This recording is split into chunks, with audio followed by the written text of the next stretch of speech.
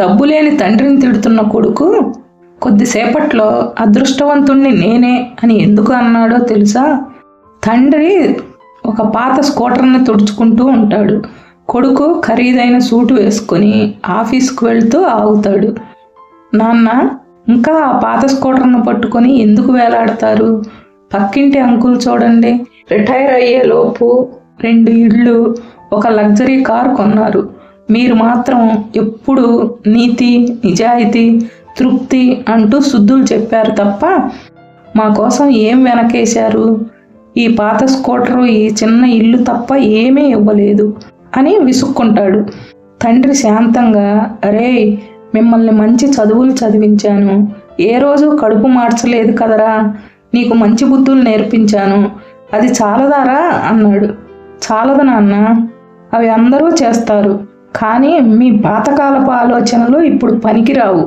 ఇప్పుడు ఈ లోకం డబ్బున్నవాడికే గౌరవం ఇస్తుంది, మీ శుద్ధులకు కాదు అని కోపంగా వెళ్ళిపోతాడు. ఆ రోజు సాయంత్రం కొడుకు ఆఫీసు నుండి తిరిగి వస్తుండగా అదే పక్కింటి అంకుల్ కొడుకు తన తండ్రిని వృద్ధాశ్రమంలో చేర్చడానికి కారు ఎక్కించడం చూస్తాడు.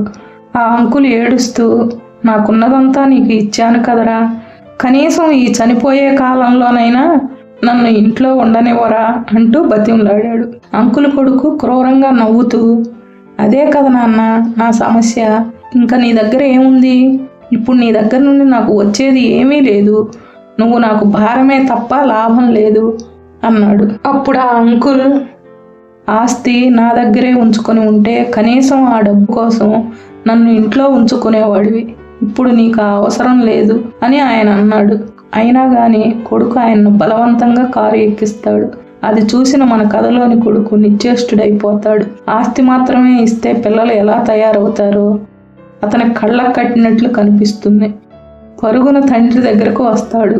అప్పుడే మన కథలోని కొడుక్కి ఒక విషయం అర్థమవుతుంది. ఆస్తులు ఇచ్చిన తండ్రి రోడ్డును పడ్డాడు, కానీ సంస్కారం ఇచ్చిన తన తండ్రి తనతోనే ఉన్నాడు. కొడుకు ఇంటికి వచ్చి తండ్రి కాళ్ళ మీద పడతాడు. నన్ను క్షమించు నాన్న, పరుగు పందెంలో పడి ఆస్తులే ముఖ్యం అనుకున్నాను, కానీ ఆస్తులు ఉన్న చోట అనురాగం లేదు, మీ దగ్గర ఉన్న ఆ తృప్తి ముందు కోట్లు కూడా సరిపోవు అంటూ తండ్రి చేతులు పట్టుకున్నాడు. తండ్రి అన్నాడు, చూడరా, తల్లిదండ్రులకి మీ ఆస్తుల మీద ఆశ ఉండదు, ఉన్నదాంతో తృప్తిగా బతకడం మాకు తెలుసు, మాకు కావాల్సింది మీ దగ్గర నుండి ఏమీ లేదు, మీరు ప్రయోజకులై నలుగురితో మంచి అనిపించుకుంటే అదే మాకు 10,000. ఆస్తి పంపకాలు ఎప్పుడైనా జరుగుతాయిరా, కానీ సంస్కారం లేని ఆస్తి వల్ల ఎవరికీ సుఖం ఉండదు. ఆస్తి సంపాదించడం కష్టం కాదు, పిల్లలకి బ్యాంకు బ్యాలెన్స్లు ఇవ్వడం కంటే వారు ఎక్కడా తల వంచుకోకుండా బతికే సంస్కారం ఇవ్వడమే నిజమైన తల్లిదండ్రుల విజయం అని చెప్పాడు నాన్న. ఈ కథ మీద మీ అభిప్రాయాలను కామెంట్లలో చెప్పండి. ఈ కథ మీకు నచ్చితే సబ్స్క్రైబ్ చేయండి. మళ్ళీ మరో కథతో కలుద్దాం.